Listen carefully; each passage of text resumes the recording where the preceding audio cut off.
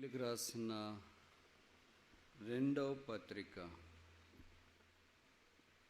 8వ అధ్యాయం 9వ వచనం. 2 Corinthians chapter 8, reading all together verse 9.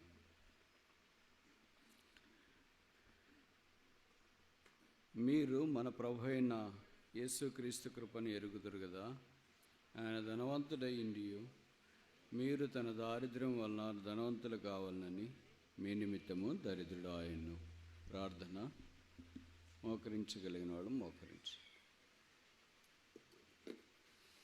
ప్రేమగల తండ్రి, యేసు నామమును బట్టి వందనాలు చెల్లిస్తున్నాం.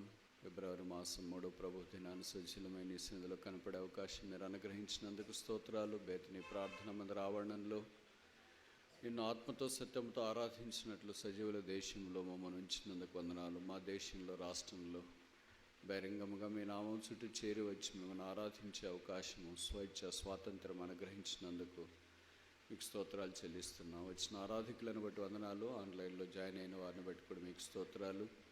మా ఆరాధన మీకు ఇంపైనదిగా ఉన్నట్లు, మా ఆరాధనల సింహాసనం మీద మిమ్మల్ని ఆశ్రయించేటట్లు మీరు మాకు సహాయం చేయండి. పాటల ద్వారా ఇచ్చిన ప్రోత్సాహాన్ని బట్టి వందనములు. మీ దైవోపదేశం కూడా మాకు అనుగ్రహించమని ప్రార్థిస్తున్నాం. నన్ను మీ రక్తం చేతి కడిగి పరిశుద్ధపరచండి. నా పెదవులు తాకండి, కాపుంచండి. అవసరమైన మాటలు మాత్రమే వెజల్లబడినట్లు సహాయం చేయండి. రావాల్సిన వారు అధికమైన ఆలస్యం కలగకుండా త్వరపెట్టి తోడుకు రండి. మా సమయాన్ని మీరు దీవించి పెట్టమని యేసు నామమున స్తుతించి ప్రార్థిస్తున్నాము తండ్రి.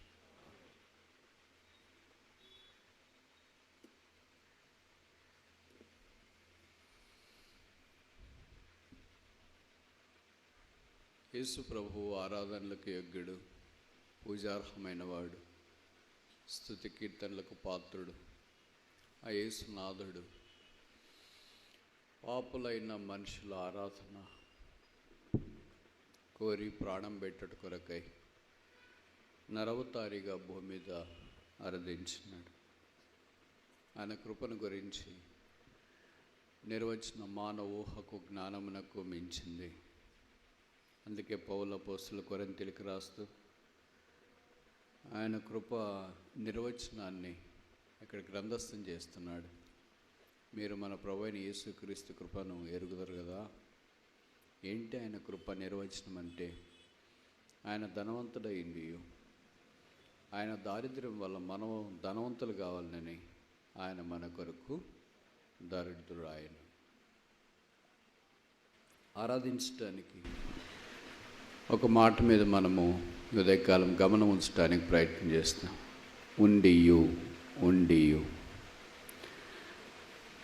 మొదటిది ఏంటంటే ఆయన ధనవంతుడై ఉండియు దరిద్రుడు ఆయన. Although he was rich but he became poor.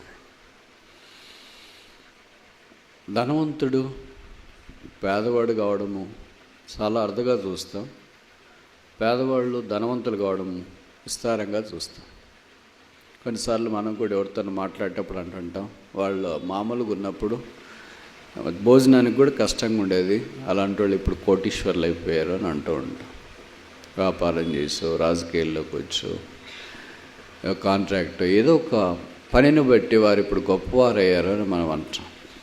కానీ యేసుప్రభు యొక్క ప్రేమ భిన్నంగా మనకు ఇక్కడ నిర్వచించబడుతుంది. Although he was rich but he became poor. ఎందుకు ఆయన ధనవంతుడయ్యిండే దరిద్రుల కొరకు దరిద్రుడయ్యాడంటే, ఆత్మీయంగా దరిద్రులమైన మనము ఆధ్యాత్మికమైన ఆశీర్వాదంలోనికి రావాలని ఆయన సంకల్పించినాడు. అందుకే పేదనాడుగా జన్మించినాడు, పేదనాడుగా జీవించినాడు, పేదనాడుగా దైవవాక్యాన్ని జ్ఞాపం చేస్తూ వచ్చినాడు. వెనక అక్కడ సాల్మన్ రాజు గారు, మిగతా వాళ్ళు ఎవరు లేరా? పిల్లలందరూ ఎక్కడికి వెళ్ళారు?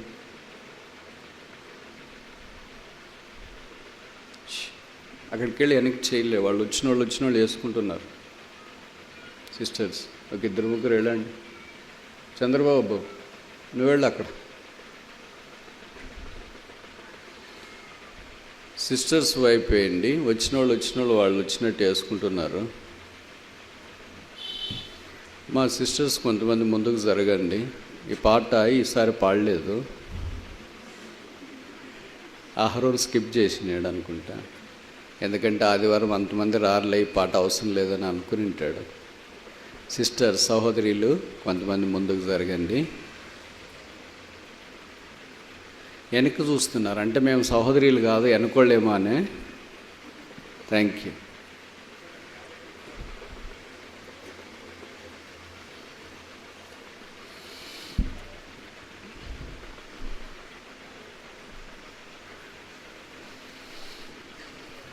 Thank you. ఇరుక్క కూర్చోవద్దండి, ముందుకు జరగమన్నారని ఒకరి మీద ఒకరు కూర్చోవద్దు, ఒకరి పక్కన ఒకరు కూర్చోండి.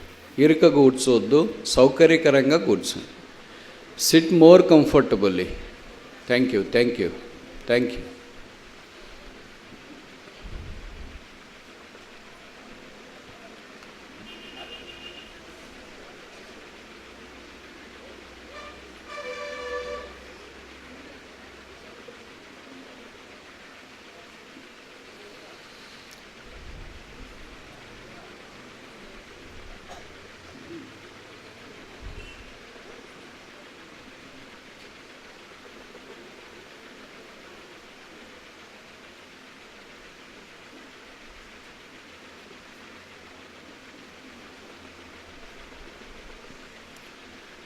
ఈశ్వరులకు గోదావరి జిల్లాలో మందిరంకి వచ్చే టైం ఇది,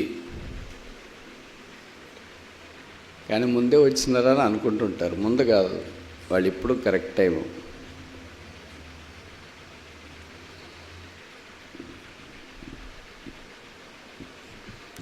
విచిత్రం ఏంటంటే గోదావరి జిల్లాలో వస్తూనే ఉంటారు, చివరి ప్రార్థన అయిపోయి కానుకలు వేసి బయటికి పోయినా కూడా వస్తూనే ఉంటారు. అయిపోయిందే, వారికి అంత ఆసక్తి ఉంటుంది. బ్రదర్, ఇంక చైర్లే ఎక్కువ అయిపోయినాయి, సగం పైనే చైర్లు ఉన్నాయి.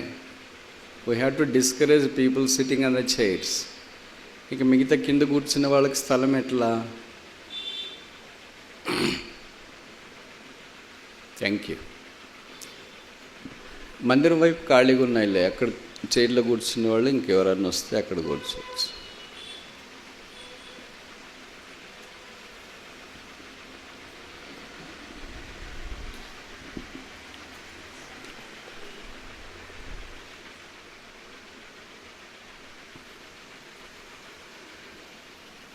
యేసు ప్రభువారు ఆయన ఆధ్యాత్మిక ఐశ్వర్యవంతుడు.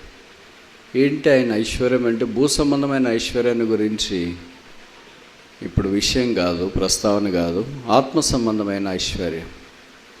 అందుకే ఎఫెసీ పత్రికలో రాయబడింది, రిచ్ ఇన్ మర్సీ, కనికరమంద ఐశ్వర్యవంతుడు. రిచ్ ఇన్ గ్రేస్, కృపయంద ఐశ్వర్యవంతుడు. రిచ్ ఇన్ గ్లోరీ, మహిమలో ఐశ్వర్యవంతుడు. He was rich in all the divine virtues, not even a single virtue is depleted in him. ఆయనలో ఏ ఒక్క దైవ లక్షణం కూడా కనుమరుగయింది అనటానికి వీలు లేదు. ఎందుకంటే ఆయనే దేవత్వం యొక్క పరిపూర్ణత, ఎందుకంటే ఆయనే దేవుడు, ఎందుకంటే ఆయనే లోకరక్షకుడు. పాపులమైన మనల్ని ప్రేమించి పాపాన్ని భరించుట కొరకై ఆయన భూమి మీద పాపము లేనివాడిగా జన్మించి, పాపము లేనివాడిగా జీవించి, పాపముగా చేయబట్టడానికి సెలువు మీదకి వెళ్ళి మన కొరకై సెలవులో తను తాను అర్పించుకున్నాడు. బైబిల్లో రాయబడిన తను తాను అప్పగించుకొనెను. ఆయన అప్పగించుకున్నాడు, ఆయన అర్పించుకున్నాడు, ఆయన సజీవ యాగముగా చేయబట్టడానికి ఇష్టపడ్డాడు. రక్తము కార్చి చనిపోయి సమాధి చేయబడి తిరిగి లేచినాడు. మహామహునికుడి పార్శ్వమున ఆయన ఆసీనుడై ఉన్నాడు. అట్టి లోకరక్షకుడు పాపలమై పడి చెడి పాతాళమై పరుగులు తీస్తూ దివాళా తీసి ఆత్మీయముగా సమస్తాన్ని కోల్పోయిన మనల్ని యేసుక్రీస్తు ప్రభు యొక్క రక్తం ద్వారా కడిగి పరిశుద్ధపరిచి ఎఫెసీ పత్రిక 1వ అధ్యాయం ప్రకారం పరసంబంధమైన ప్రతి ఆశీర్వాదములోనికి ఆయన మనల్ని ఉచితంగా తోడుకుని వచ్చినాడు. కనుక రక్షణ ఆయన పెట్టిన భిక్ష, అది దానం, అది వరం, అది ఈవి, అదే మనకు ఆయన అనుగ్రహించిన కృపావరము అని బైబిల్లో మనం చూస్తున్నాం. కనుక ఆయన ధనవంతుడై ఉండి ఆయన దరిద్రత వలన మనము ధనవంతులు కావాలని ఆయన మన కొరకు దరిద్రుడు ఆయన. కనుక మొదటిది ఏంటంటే, although he was rich but he became poor in order to make us rich. రెండవది చూస్తామా? హెబ్రీ పత్రిక 5వ అధ్యాయం, హీబ్రూ చాప్టర్ 5 verse 8. హెబ్రీ 5వ అధ్యాయము 8వ వచనం. Hebrew chapter 5 verse 8. మన అంశం ఏంటి? ఇండియో. ఇంగ్లీష్లో ఆల్దో. మొదటిది ఆల్దో ఈ వాజ్ రిచ్, ధనవంతుడై ఇండియో, దరిద్రుడాయను. ఇప్పుడు రెండవది 5వ అధ్యాయం 8వ వచనం, హీబ్రూ చాప్టర్ 5 verse 8. ఆయన కుమారుడై ఇండియో తాను పొందిన శ్రమల వలన విధేయత నేర్చుకునేను. Although he was son but he became servant for us. ఆయన కుమారుడు, ప్రియకుమారుడు, దావీదు కుమారుడు, ముద్దుల కుమారుడు, ఏకైక కుమారుడు, అద్వితీయ కుమారుడు, తన కుడి పార్శ్వమున ఆసనుడైన ఆ కుమారుడు, తన రూపంలో ఉన్న కుమారుడు, తనకిష్టమైన కుమారుడు, తన రొమ్మును ఆనుకొని ఉన్న కుమారుడు. ఆ కుమారత్వాన్ని గురించిన సంగతులు కొత్త నిబంధనలో రకరకాల నానా విధములుగా గ్రంథస్థం చేయబడుతున్నాయి.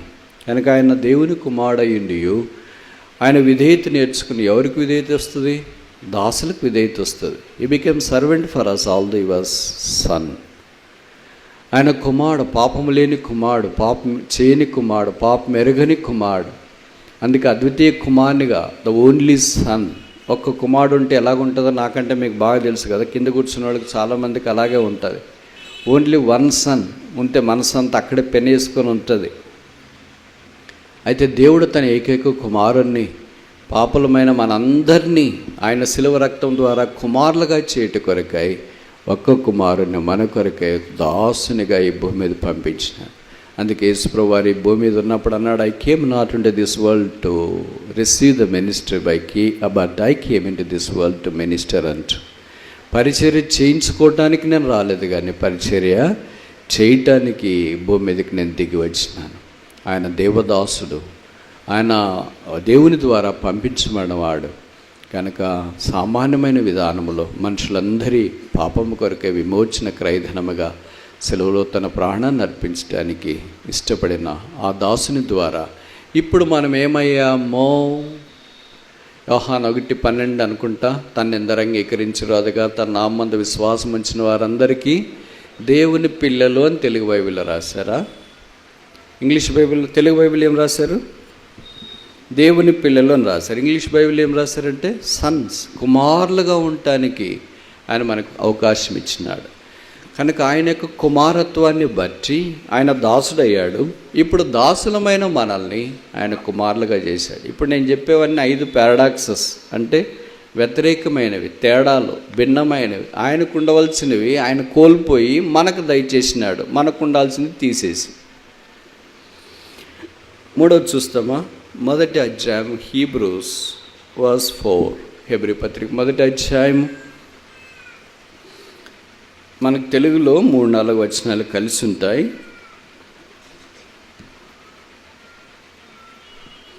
నేను చదువుతా. Hebrew chapter 1 verse 4. హెబ్రీ మొదటి అధ్యాయం 4వ వచనం.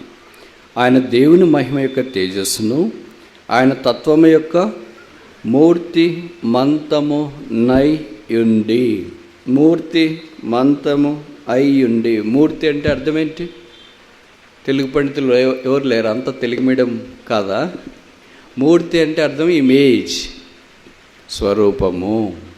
ఆయన ఏం స్వరూపం అంటే, it says that he was in the image of God. దేవుని స్వరూపము కలిగిన వాడు, is in the glorious form of God. దేవుని మూర్తిమంతము యొక్క రూపమై ఉన్నవాడు, స్వరూపము కలిగినవాడు.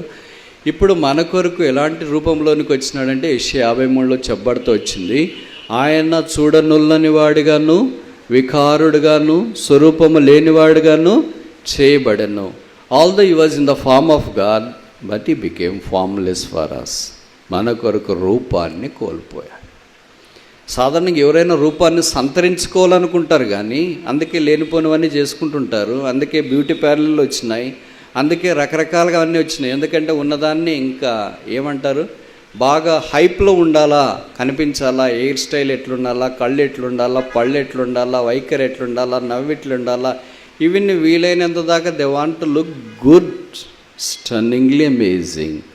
But instead they became so ugly. ఎందుకంటే దేవుని యొక్క రూపం మనుషులో కనపడట్లేదు. దేవుని యొక్క రూపం మాత్రమే అందమైనది. Any image other than the image of Jesus Christ is no beautiful at all. యేసుక్రీస్తు ప్రభు యొక్క స్వరూపము కంటే ఇంకే స్వరూపము కూడా రమ్యమైనది, అందమైనది కాదు. యేసే పరమగీతం 5:10 చూస్తాం, వేరు ప్రియుని కన్నా నీ ప్రియుని విశేషం ఏంటి, నా ప్రియుడు ధవళవర్ణుడు రత్నవర్ణుడు అధికాంక్షణుడు 10,000 మందిలో నేను ఆయన్ని గుర్తించవచ్చును. అతని శిరస్సు అపరంజి వంటిది, అతని తల వెంట్రుకలు కాకపక్ష కృష్ణ వర్ణములు, అవి నొక్కులుగా కనబడుతున్నవి. అతని పెదవుల మీద దయారసం పోయబడి ఉన్నది. అతని కాళ్ళు చలవరాతి స్తంభములు, అతని నోరు మధురం. అతనే నా ప్రియుడు, అతనే నా రక్షకుడు. అలాంటి స్వరూపము కలిగిన యేసునాథుడు పరమగీతం 5వ అధ్యాయం, యెషయా 53వ అధ్యాయం 2 భిన్నమైనవి, 180 డిగ్రీలు వ్యతిరేకం. పరమగీతం 5వ అధ్యాయంలో చూస్తే ధవళవర్ణుడు రత్నవర్ణుడు అంటున్నారు. యెషయా గ్రంథం 53వ అధ్యాయంకి వస్తే ఆయనలో స్వరూపం లేదు, సొగసు లేదు, ఆయన వికారుడిగా మార్చబడ్డా అన్నారు. ఈ రెండిట్లో ఏది కరెక్ట్? 2 కరెక్ట్. శిలువ మీదకి పోనంత దాకా పరమగీతం 5వ అధ్యాయం కరెక్ట్, శిలువ మీదకి వెళ్ళిన తర్వాత యెషయా 53 కరెక్ట్. పరమగీతంలో ఉన్న సౌందర్యం కలిగిన యేసునాథుడు మనందరి కొరకే శిలువ మీదకి వెళ్ళి తన రూపాన్ని కోల్పోయాడు. Although he was in the image of God but he became formless. దేవుని ఆకారము కలిగిన వాడయుండి మూర్తి మంతమనయుండి మన కొరకు ఆయన తన రూపాన్ని కోల్పోవటానికి ఇష్టపడినట్లు ఈ వాక్యం మనకు జ్ఞాపకం చేస్తుంది. 4వది చూస్తామా?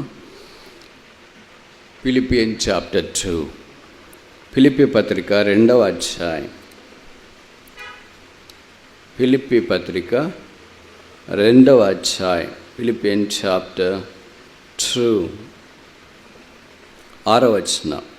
ఆయన దేవుని స్వరూపము కలవాడయుండి. ఇప్పుడు ఏ స్వరూపంలోనికి వచ్చినాడు అని అంటే ఇక్కడే రాశారు, 7వ వచనం, మనుషుల పోలికగా అంటే స్వరూపముగా పుట్టి. He was in the form of God but became a form of man. దేవుని స్వరూపము కలిగిన యేసుక్రీస్తు ప్రభువారు మనుషుని యొక్క రూపములోనికి వచ్చినాడు. అంటే మనుషుని యొక్క పాపము కాదు, మనుషుడు ఎలాగున్నాడో అలాగే వచ్చినాడు రక్తమాంసంలో. కానీ మనిషికి యేసుప్రభు వారికి తేడా ఏంటంటే మనలో పాపము అరికాలు మొదలుకొని నణ్యత దాకా ఉంది, ఆయనలో పాపము విషమంతైనా రవ్వంతైనా లేదు. ఆయన అంతా పరిశుద్ధం, పరిశుద్ధం, పరిశుద్ధం. ఆయనకు సంబంధించి మాటలు పరిశుద్ధం, ఆలోచనలు పరిశుద్ధం, నడక పరిశుద్ధం, చేతులు పరిశుద్ధం, క్రియలు పరిశుద్ధం. ఆయనకు సంబంధించినవన్నీ పరిశుద్ధమని బైబిల్ సెలవిస్తుంది. కనుక పరిశుద్ధుడైన యేసు అపరిశుద్ధుడైన మనల్ని పరిశుద్ధులుగా చేయుట కొరకై ఈ భూమి మీద జన్మించి జీవించి పాపములన్నింటినీ సిలువలో భరించి రక్తం కార్చి చనిపోయి సమాధి చేయబడి తిరిగి లేపబడి పరలోకములో ఆసీనుడై ఉన్నాడు. యేసు రక్తం ద్వారా మనం కడగబడిన వారమై అపరిశుద్ధులమైన పరిశుద్ధులుగా మార్చబడ్డాం. మానవ పోలికలుగా ఉన్న మనము ఇప్పుడు ఏమైపోతున్నాం? హెబ్రీ పత్రికలో రాయబడింది, దేవుని కుమారులుగా, దేవుని స్వరూపంలోనికి మార్చబడుతున్నాం. అందుకే కదా అందరినీ యేసుక్రీస్తు రూపంలోనికి తీసుకురావాలని దేవుని యొక్క ఉద్దేశం. The ultimate purpose of God is we all must be phenomenally transform to the very image of his son. దేవుని కుమారుని రూపంలోనికి మనం మార్చబడ్డ కొరకై దేవుడైన యేసునాథుడు మన కొరకై మన రూపంలో ఈ భూమి మీద జన్మించి సిలువలో రూపాన్ని కోల్పోయి ఆయన రూపం మనలో ఏర్పాటు చేయటానికి ఇష్టపడ్డాడు. ఇప్పటిదాకా 4 విషయాలు మనం చూడటానికి ఆరంభించిన. మొదటిది, ఆయన ధనవంతుడయ్యిండియో దరిద్రుడయ్యాడు మనల్ని ఆత్మ సంబంధమైన ధనవంతులుగా చేయటానికి. Although was rich but he became poor in order to make us rich spiritually. రెండవది వాక్యంలో మనం చూస్తాం, although was son but he became a servant. ఆయన కుమారుడయ్యిండియో మనల్ని కుమారులుగా చేయటానికి పాపమునకు దాసులైన మన కొరకై ఆయన దాసుడుగా చేయబడిన వాక్యంలో గమనిస్తూ ఉన్నాం. మూడవది, ఆయన దేవుని మూర్తిమంతమయ్యుండి మన అందరి కొరకై మహిమాస్వరూపైన యేసు ప్రభువారు సిలువలో తన మహిమను మన కొరకై అప్పగించి ఆయన ఆ మహిమను కోల్పోయిన మనల్ని మహిమలోనికి తీసుకురావడానికి ఇష్టపడ్డాడు.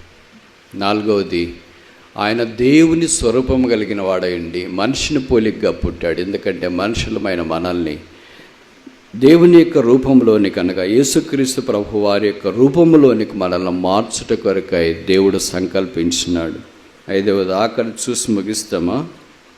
గలతీ పత్రిక 3, గెలేషియన్ చాప్టర్ 3 verse 14.